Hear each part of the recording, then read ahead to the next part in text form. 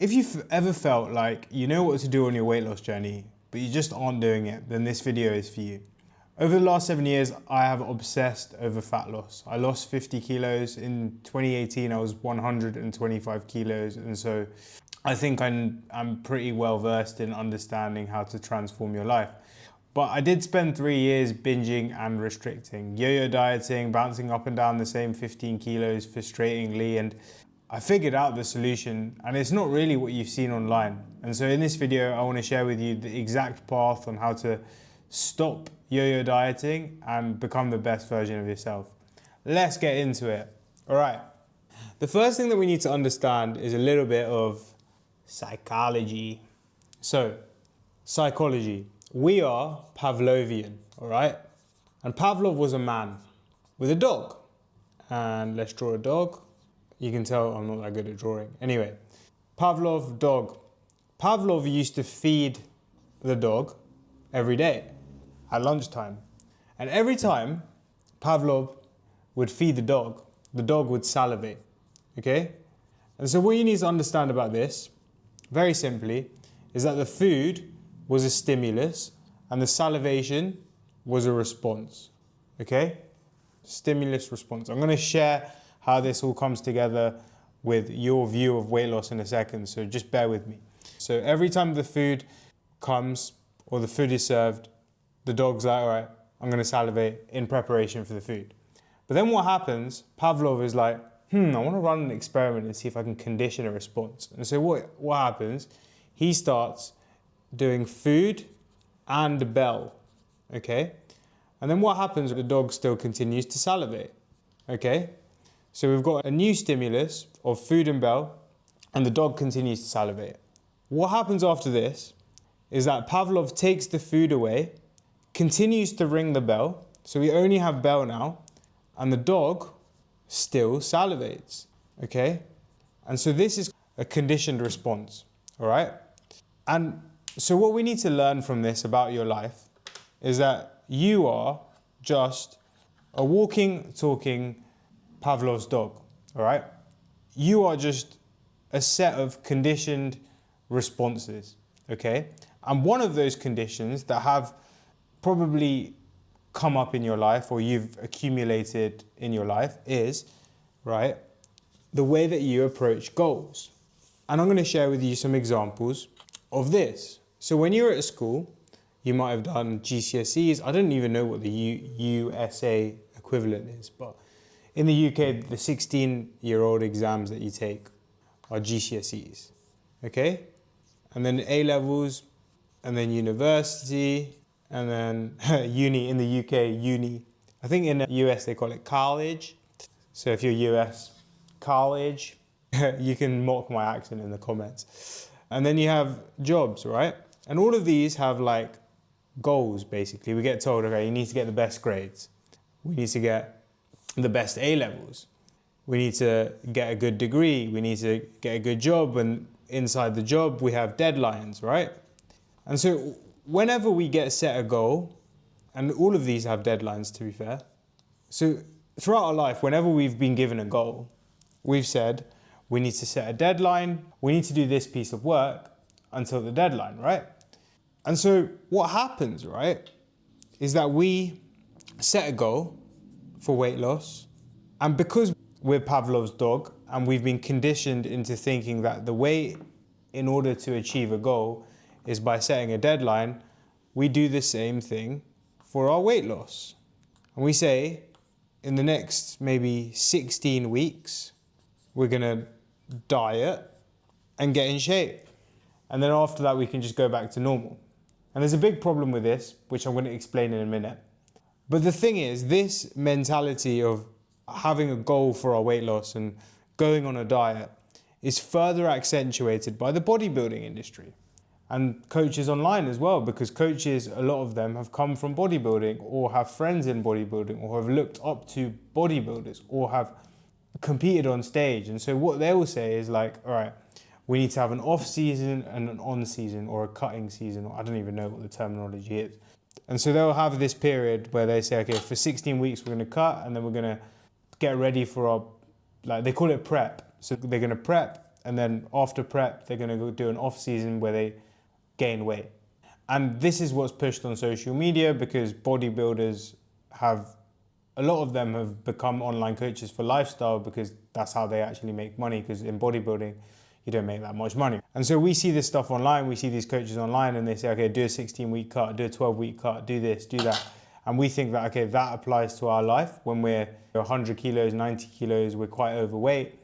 But there's a big problem with this.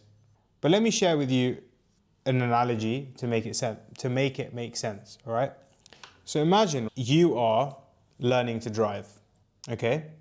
And when you're learning to drive, you have two options. You can either learn in an F1 car, in a racing car, in some sort of Lewis Hamilton, Red Bull, I don't even know if that's the right association, but we'll roll with it. Red Bull Association F1 car on the racing track. You could learn in that. Or you could just learn in a normal car with a driving instructor and learn how to go around roundabouts, learn how to park, learn how to actually live a normal life whilst driving. So that's going to actually prepare you for normal life. Now, which one do people do? Do they learn on the racing track or do they learn on the road? Now, hopefully you're nodding your head and you're like, oh yeah, like we learn on the road because we need to learn how to maneuver our car in real life situations, okay? In situations where you might encounter a car pulling out and you need to brake, or you might have a really narrow street and you need to go down that. So then why do we think that when we go on a weight loss journey, we need to go on a diet and we need to follow this 16-week prep, and that's going to solve the problem that we have, right? Because yes, it might be the correct way to lose weight for a bodybuilder preparing for a photo shoot or a bodybuilding competition, but that isn't actually going to prepare us for real life, right? That's not going to teach us how to eat so that we can maintain the weight that we lose. Because the fact of the matter is, right, there is no point in just losing weight for 16 weeks and then gaining it back. And the thing is, that's what a lot of bodybuilders do, which they don't say. A lot of them have binges at the end, and you'll see them have like loads of Krispy Kremes and donuts afterwards, and they have these binges. And that's the mentality that it creates if you do this 16-week cut. It happened with me like 3 times, which is why I'm saying it with such passion. And so we need to get rid of this conditioned response to setting a goal, and we need to remove it because it is not the way to lose weight, okay? Because we need to learn how to drive our car in normal situations with roundabouts, with parking, with, I don't know, T-junctions, all of these different things on the motorway, on A roads, on B roads, because then we're fully equipped to be healthy and be in shape in normal life, and we don't have to create this artificial season where we're on a diet, okay? And this is exactly the reason why 95% of dieters regain the weight that they lose, because they go on with this mentality and it's not sustainable, okay? The goal should be, I'm gonna write this down, I'm gonna rub all this shit off because we don't wanna do goals anymore, we know that. We don't wanna be doing 16-week cuts. The goal is not to lose weight, the goal is to be healthy. And I'm gonna explain what this actually means later on in the video. As a result of being healthy, you will lose weight. As a result of building healthy habits, you will lose weight. Because most people, 90% of people, the habits that they have around food, the conditioned responses around food, going back to the Pavlovian nature in all of us, is just not serving us, okay? Going back to that Pavlov's dog example, right? You might be, for example, getting bored, right? So that's a stimulus. And right now the response is to eat, okay? This has been conditioned over years. I was like this for a long time. I used to eat when I procrastinate and I had to unpack why I do that. So there was a number of different conditioned responses, okay? Now, all we need to do in weight loss is change the response, change the conditioning that we have. Because if we just don't eat when we're bored, if we just don't eat when we're procrastinating, if we just don't eat when we're lonely, if we don't eat when we're feeling a sense of frustration, if we don't eat when we're stressed, right? Then as a result of that, we have a healthy relationship with food. And if we have a healthy relationship with food, then we lose weight because we're eating less, right? And going on a 16-week cut or a 12-week cut or a diet or cutting out all the foods that you love, all of these things is basically taking paracetamol if you have a bleed in the brain, which is causing a headache, okay? It's not gonna help the bleed in the brain, and after you stop taking the paracetamol, the bleed in the brain is gonna be there. And so it's treating the symptom rather than the cause. And what we wanna do is treat the cause so that you don't ever have to go on this diet again or this period of calorie restriction. Because if you cultivate healthy habits, it's not gonna feel like a diet. And that's the power of approaching things in this way. Learning is literally just having, and I'm gonna steal this from my guy Alex Hormozy, he's an entrepreneur. If you don't watch him, to be fair, if you're not into If you're not into entrepreneurship, then you probably shouldn't watch him. But he said that learning is the same condition, different response. I forgot to write different, but I'm gonna write it here. Okay? So you have the same condition of boredom, but you just respond to it differently. That's all learning is. And so once you start doing that over and over again and you've learned how to do that, you've learned how to be healthy. It's simple as that, okay? And let's say, right, someone is really bad at maths. He's sitting an exam and he just doesn't get any of them right. He gets 3%. Funny story, in my A-level D1 exam, so this was Decision 1 Mathematics, it was like an extra module that we had to take. I didn't answer any of the questions and I got 1%. But yeah, say this person's bad at maths. He goes into the exam, he gets 1%. He then afterwards gets a tutor and he starts practicing and he starts learning from the tutor how to answer the questions correctly and does the same exam 6 months later and he answers different. So it's the same condition, a different response. What does that mean? He has learned, right? And so we just need to treat your weight loss journey as learning how to be healthy. And by the way, you might have had a teacher when you were younger to teach you how to do this. It's faster, it's quicker, it's easier. If you want to learn how to become healthy and change your life in the next 90 days, rather than spending years just struggling, then click the link in the description and book a call with me. But look, that is essentially disproving that goals and diets are the best solution for you. And actually what we need to do is learn how to be healthy. Awesome, guys, well done. The second thing we need to understand is that it's not about discipline. In the 1970s, 15% of adults in the US were obese. Now, it's something like 40%. And so, are we saying that those guys in the 1970s are more disciplined? No, of course not. They're not more disciplined. There can't be just a massive shift in discipline. And so, thinking that you're not being disciplined enough, and I'm going to explain in a minute what a better approach with your mindset is, but thinking that you're not disciplined enough is putting an unnecessary frustration and lack internally on yourself when it isn't actually about discipline. Another example that illustrates this is that, imagine, right, at the moment, if you see a teenager, their average attention span is way less than the average 60-year-old, right? 60-year-old can probably sit down and read a book. I don't think many teenagers can in this day and age. Now, there's a systemic change in the level of technology available to 16-year-olds at the moment, where there's things like TikTok, which is zapping your attention span, right? The 60-year-old didn't have access to that. And so are we saying that the 60-year-old has got a better attention span or more disciplined around not using their phone? No, it's just because the 16-year-old has had access to the phones, and as a result of that, their attention span has gone down. And so we need to shift away from thinking that, like, in order to lose weight, you need to be disciplined, because it's not about that, because it's just because the availability of hyper-palatable processed food is way higher now, okay? And so stop being so frustrated with yourself, stop feeling that you're not disciplined, stop feeling like you're this unworthy person as a result of you not being able to be disciplined around food, because it's just way more available now, okay?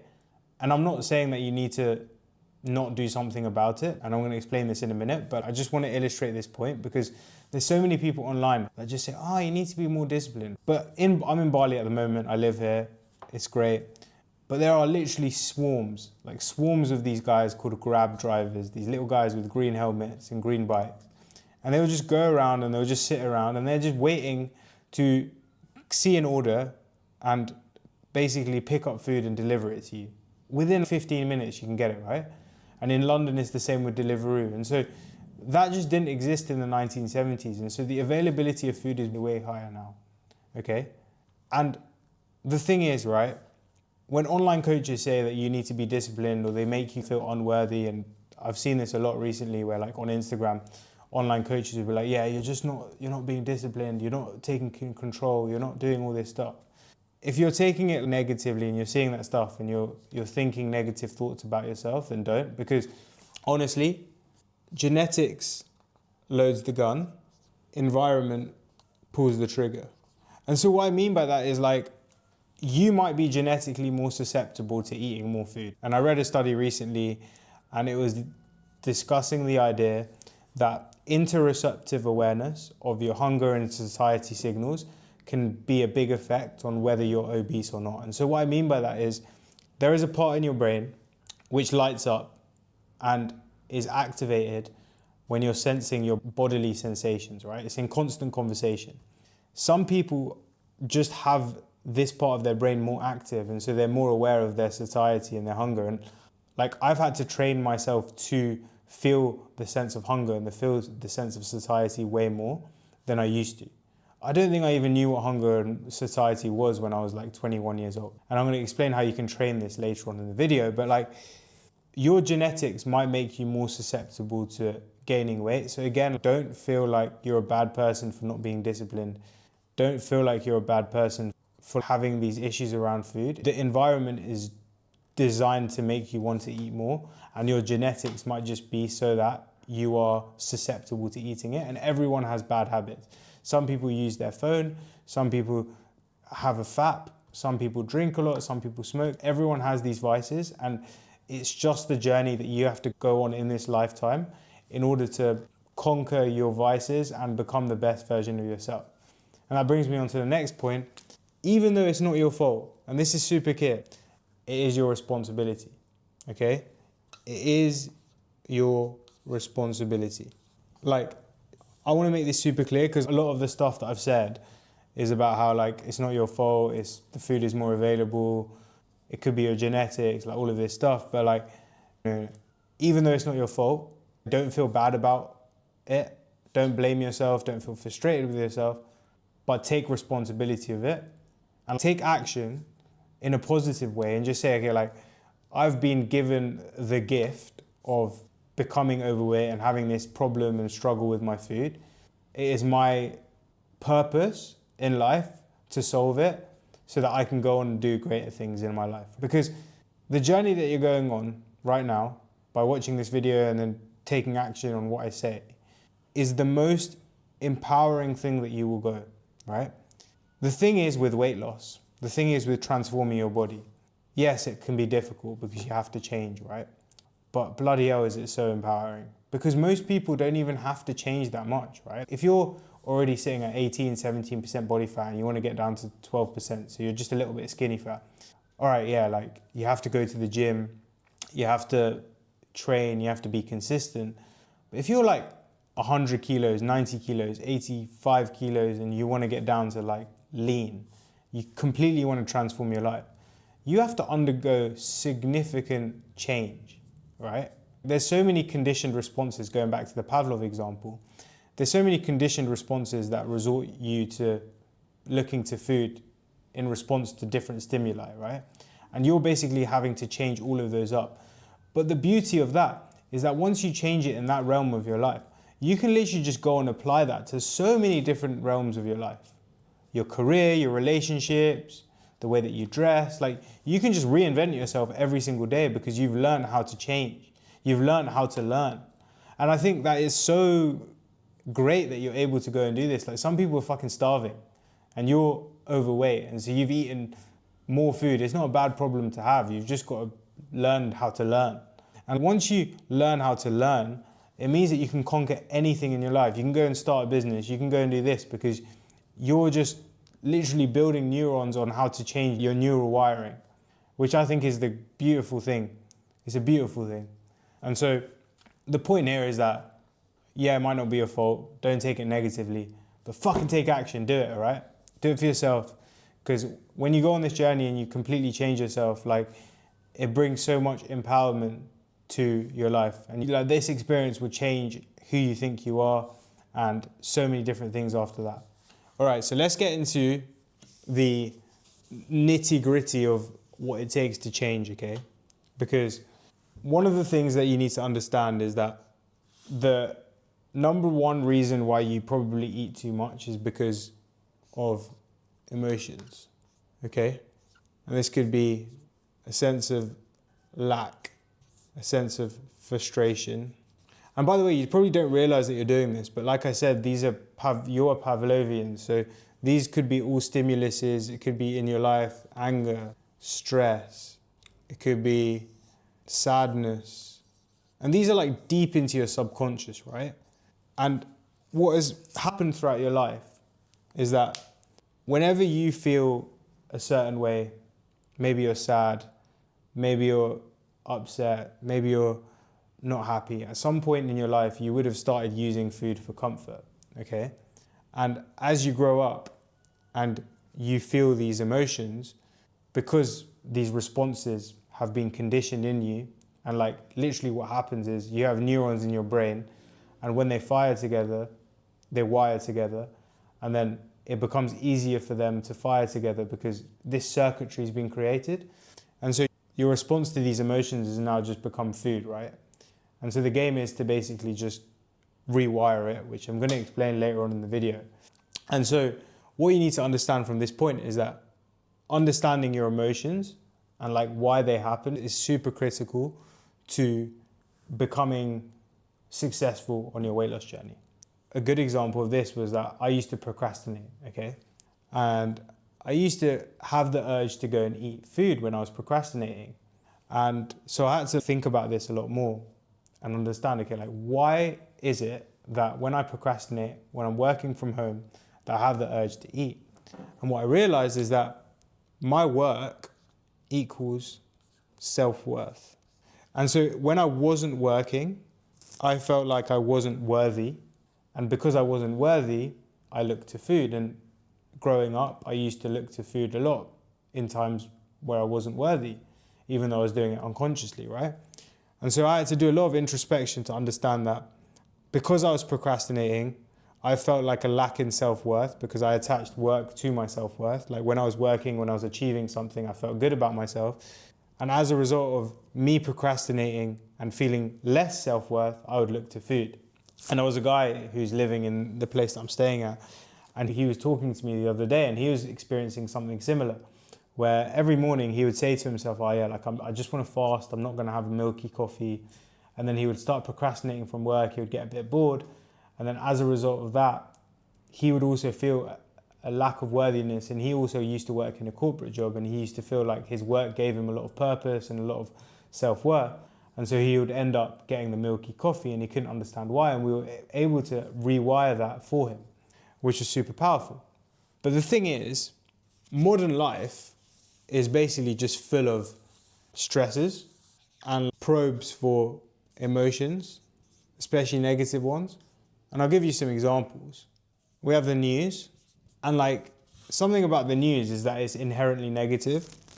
And so if you watch the news in the morning, you're basically just priming yourself and priming your brain to feel a sense of frustration and a sense of lack, because what the news do is they will plant negative information because it's more attention grabbing. And as a result of that, you are just consuming negative information because that's what the news is showing you. And there was a study done in 1999 by this guy called Haman. And he got a group of people and he put them through a functional MRI scanner. And basically what that is like this pod, and you go through this scanner and they take pictures of your brain whilst they were giving you different stimuli. So they're seeing your neural activity and the responses of your brain to different stimuli. We showed the group positive images and he showed them negative images. So the positive images were like people kissing, people hugging, people, families having fun. You get the point. The negative images, on the other hand, were literally like people dying, earthquakes, that kind of thing.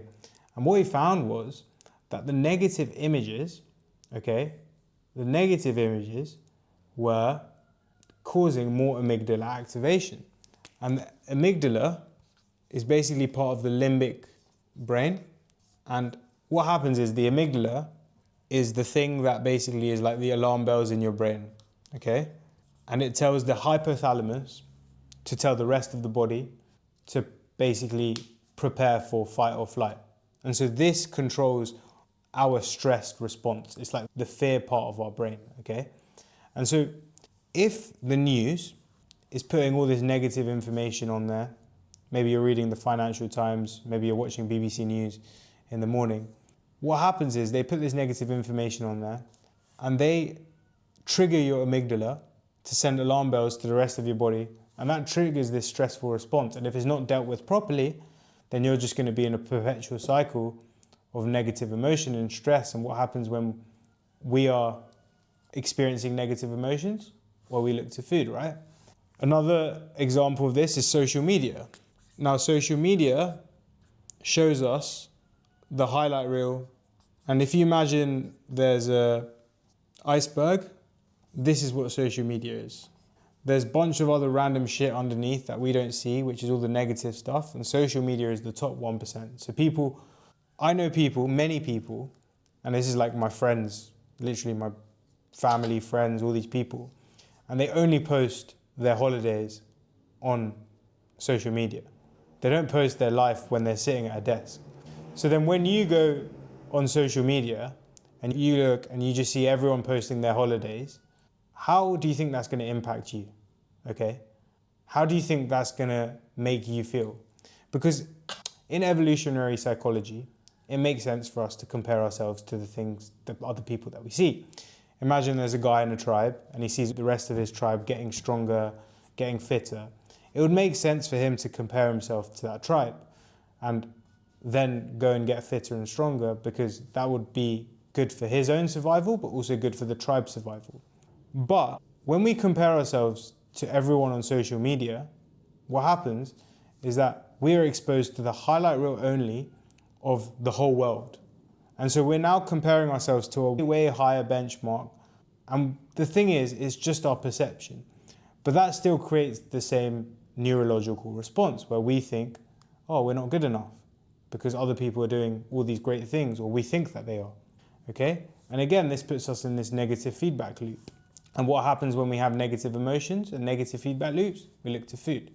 And then finally, work. So I have a client, right? And he's a lawyer. And he was telling me, I was training him at the gym last year, and he was telling me, oh yeah, like in the morning, he'll wake up sometimes and check his emails for work and then go back to sleep. And it'll be the first thing that he does. And he was like, yeah, if I don't check it, I feel stressed. And so it's got to the point where if you don't look at your work emails, you feel stressed. But when you look at your work emails, you also feel stressed. And so you're basically in this perpetual cycle of negative emotions and stress. And what happens is that this just gets bottled up. And I'm going to explain a little bit more details about negative emotions and stress in a minute, and the loop it creates. But this gets bottled up, and then we just resort to food, right? And look, if you want to work with me to help you rewire your brain, manage your stress, and as a result of that, get into better shape, then just click the link in the description and book a call with me. Okay, so we now understand that the modern life is just a massive stressor, okay? But you might be asking me like, all right, I'm just feeling all this stress, but I don't really understand like what is actually happening. But if you understand what's happening, then you can start to make changes. So what happens is we feel these negative emotions because of work life, the news, social media, maybe the guy pulling out on the road. This makes us feel fear, lack, frustration. Now, like I said in the Haman study, the part in your brain that lights up is the amygdala. And what that does is it basically sends a message to the hypothalamus, which is another part of your brain. And the hypothalamus, in response to the amygdala, is like telling the rest of the body to fight or flight. And what happens is cortisol and adrenaline is released in your body, okay? Now this response, this system that works, this fight or flight system, is very smart because it is designed to help you escape from a lion in the wilderness. Everything goes back to our bodies trying to survive in hunter-gatherer times. And in these times, there would have been predators roaming around, rival tribes, all these different things. And so if there was a lion coming to attack you, you would want this system to activate, okay? Because you would want to be present in your surroundings, trying to predict the worst case scenario.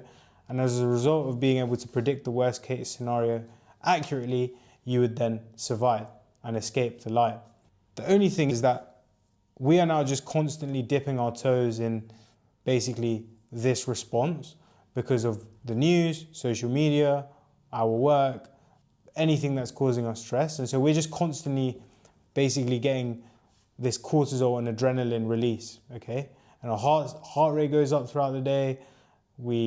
Our respiratory rate goes up throughout the day. And what happens is because your body is preparing to fight a lion, it can't worry about functioning properly, like your metabolism, your digestion, all the other things that your body's meant to be doing. And so as a result of that, your body is kind of just functioning suboptimally in this heightened state. The thing is as well, when we get these thoughts that are causing us stress, right? Because they're just thoughts. We see something on social media and we think we're not good enough, blah, blah, blah, shy. And that causes this stressful response. We see something in the news and we're like, oh God, what's going on out there? When we have these thoughts, our body, right? Because it's trying to predict the worst case scenario, because it's trying to keep us alert, sends back to the brain saying, send more thoughts which are similar, okay?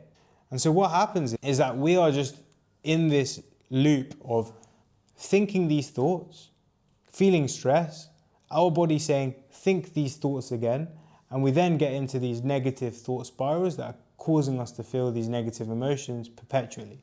It's like when you're in a Volkswagen car and the seatbelt light comes on. And when the seatbelt light comes on, after a while, if you don't act on that seatbelt, like if you don't put the seatbelt in, the seatbelt alarm thing will just go, it'll start beeping louder and louder. And that's what happens in your body, where if you don't deal with the stressor and you just keep thinking about it, you're just going to keep thinking about it more and more and more and more, okay? And what happens is the neural circuitry in your brain has created this loop. And now, once you start turning to food, because that's what happens, right? You feel this stress, it starts becoming more and more intense in your brain. At some point, you're like, I just need a quick fix. And obviously, because of the hyper availability of hyperpalatable food, which is rich in sugar, salt, and fats, our brain knows that's going to give us a quick release of serotonin and dopamine, which is going to ease the stress. And so now, what we're happening is we're feeling all this stress, right? It becomes quite heightened, and then we're like, all right, let's turn to food. Maybe alcohol, maybe a bit of both. And then what happens is we then start creating this image of ourselves in our brain because we've done this loop so many times that we now say to ourselves, I am a stress eater, or I am a comfort eater, or I look to food when bored. And so because we've fired those same neurons together over and over and over again, and we've turned to food to manage the stress, we literally then start identifying with these things. And now it's so ingrained in us that whenever we have this stimulus, however strong the stimulus is, because we're Pavlovian in nature, we're like the dog, we've just conditioned the response saying, all right, let's just go have food. And so the game of weight loss is not to go on a diet, like I said, but it's about becoming aware of your emotions and rewiring your brain so you don't respond in such a gluttonous way. And so this is the solution, okay? This is the big solution. But if you look at your phone first thing in the morning, whether it's the news, whether it's social media, whether it's your messages, you're fucked. Imagine waking up in the morning and 100,000, 200,000 people walking in and just shouting at you different things, different random things around that are going on around the world. You would probably feel stressed. The exact same response is happening in your body when you look at social media first thing in the morning, okay? And you need to stop that, okay? You need to stop looking at your phone first thing in the morning and I haven't looked at my phone today and it's 9:30 and I'm not gonna look at it for another 4 hours. I hate my phone. I don't wanna look at it ever again.